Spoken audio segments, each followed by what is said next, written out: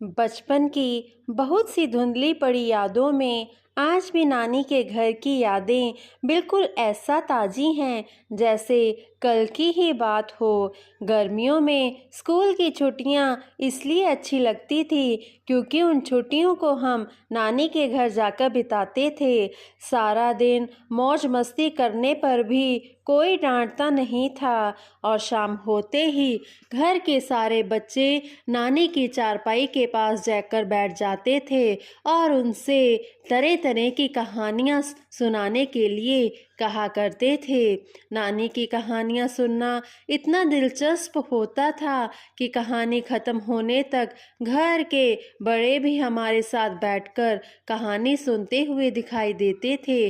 मेरे बचपन की इन यादों ने आपको अपने बचपन की याद दिलाई या नहीं, आप मुझे ज़रूर बताना।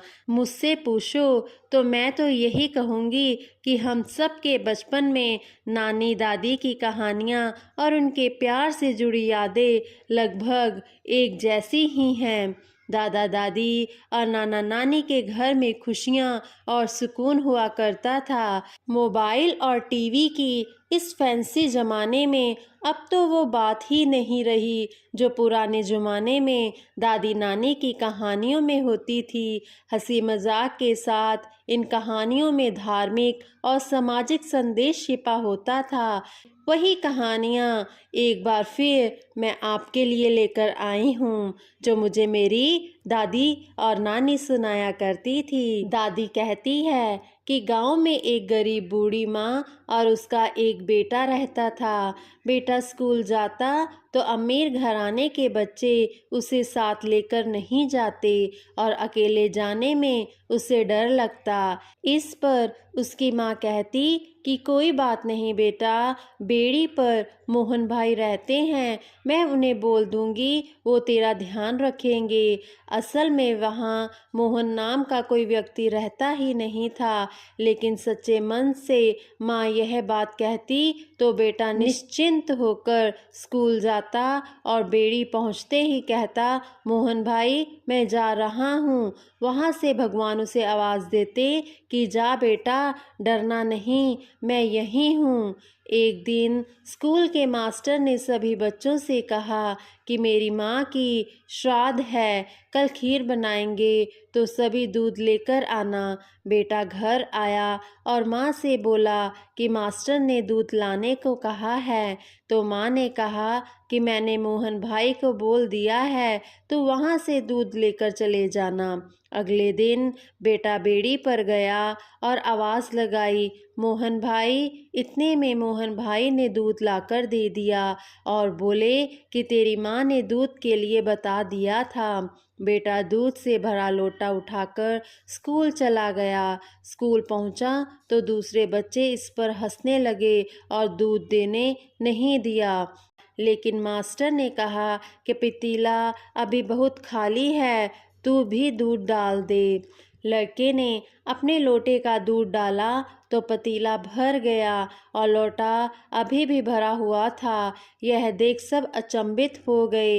मास्टर ने पूछा कि दूध कहाँ से लाया था, तो उसने कहा कि मोहन भाई ने दिया। यह कहकर वह वापस मोहन भाई के यहाँ आया और कहा कि मोहन भाई तुम्हारा लोटा तो अभी भी भरा हुआ है। तो मोहन ने कहा कि वहीं रख दे, मैं उठा लूँगा। घर आकर उसने यही बात अपनी माँ को भी बताई। एक दिन मास्टर जी ने कहा कि चलो मुझे भी उस मोहन भाई से मिलाने के लिए ले चलो। मास्टर ने एक दिन उस लड़के से कहा कि मुझे भी ले चलना अपने मोहन भाई के पास।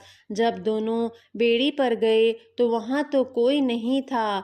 मास्टर ने कहा कि कहाँ है तेरा मोहन भाई जो तेरी इतनी सहायता करता है।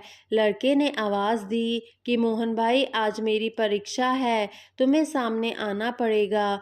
मोहन भाई तो भगवान थे, हाथों में शंख चक्र लेकर दोनों के सामने प्रकट हुए तो मास्टर ने लड़के के सामने हाथ जोड़ लिए और कहा कि वाह बेटा, आज तो गुरु गुड़ ही रह गया और चेला शक्कर ले गया।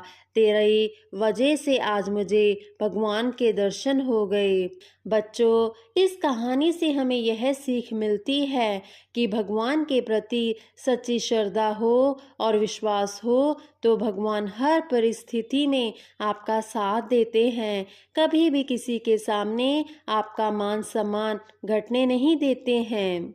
आप सभी को कैसी लगी दादी जी की यह कहानी मुझे कमेंट करके ज़रूर बताना, और वीडियो अच्छी लगे तो लाइक ज़रूर करें और चैनल को सब्सक्राइब करें। मिलते हैं अगली वीडियो में। खुश रहें, सदा मुस्कुराते रहें।